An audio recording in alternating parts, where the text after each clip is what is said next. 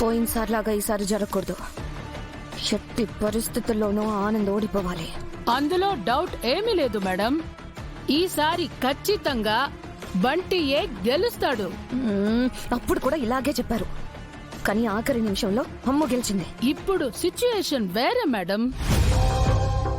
ఆనంద్ కి సొంత sister brother కూడా సపోర్ట్ చేయడం లేదు. వాళ్ళు లేకుండా మిగతా పిల్లలు అస్సలు సపోర్ట్ చెయ్యరు. ఆనంద్ కి 10 ఓట్లకు మించి ఎక్కువ పడవు. ఆనంద్ వైపు అంజలి ఉంది. పొట్టిదాన్ని తక్కువ అంచనా వేయకు. అది తిమ్మిని బొమ్మి చేయగలదు. తెలుసు మేడం, ఈసారి అంజలి పప్పులు ఉడకవు. ఎలాగైనా గెలవాలని బంటిగాడు గట్టిగా ప్రయత్నం చేస్తున్నాడు. స్టూడెంట్స్ అందరికీ చాక్లెట్లు, ఐస్ క్రీమ్స్ పంచి తన వైపుకు తిప్పుకుంటున్నాడు. ఆనంద్ నిలబడకపోయి ఉంటే బంటిగాడే ఇనానిమస్ గా గెలిచేవాడు. ఆనంద్ పోటీలో ఉన్న బంటిగాడే గెలవాలని చెప్తున్నాను. వాడు గెలిచి ఆ నలుగురికి నానా చిత్రహింసలు పెట్టాలి. వాళ్ళు స్కూల్ నుంచి పారిపోయేలా చేయాలి. ఇది మీరు మళ్ళీ చెప్పాలా? ఫస్ట్ నుంచి మన ప్లాన్ అదే కదా. కానీ ఇప్పటి వరకు ప్రతిసారి ఫెయిల్ అవుతూనే ఉన్నాం. ఈసారి సక్సెస్ అవుతాం. మనం అనుకున్నది నెరవేరుతుంది.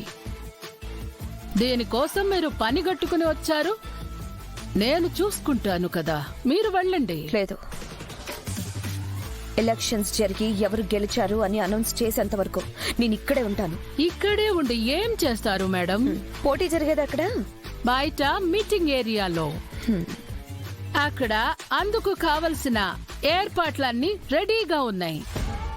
ఈ స్టూడెంట్స్ అందరూ వచ్చి ఓటింగ్ ఆఫీసర్ దగ్గర క్లాసు సెక్షన్ చెప్పి ఓటు రిజిస్టర్ చేసుకుంటారు.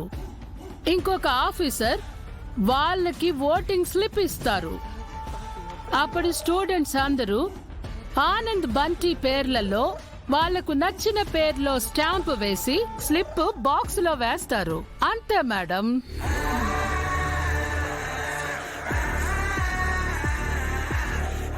సరే, అయితే నేను అక్కడ 2 సీక్రెట్ కెమెరాలు ఏర్పాటు చేస్తాను. అయ్యయ్యో, ఎందుకు మేడం?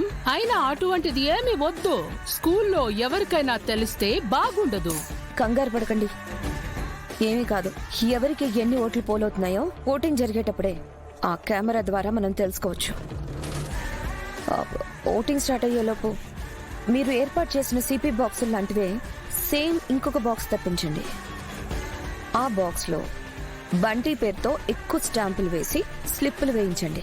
ఎందుకు మేడం? ఒకవేళ ఓటింగ్ లో బంటి కన్నా ఆనంద్కి ఎక్కువ ఓట్లు పోలైతే ఆ బాక్స్ తీసేసి మనం అరేంజ్ చేసిన బాక్స్ పెట్టి రిజల్ట్ ని తారుమారు చేయొచ్చు.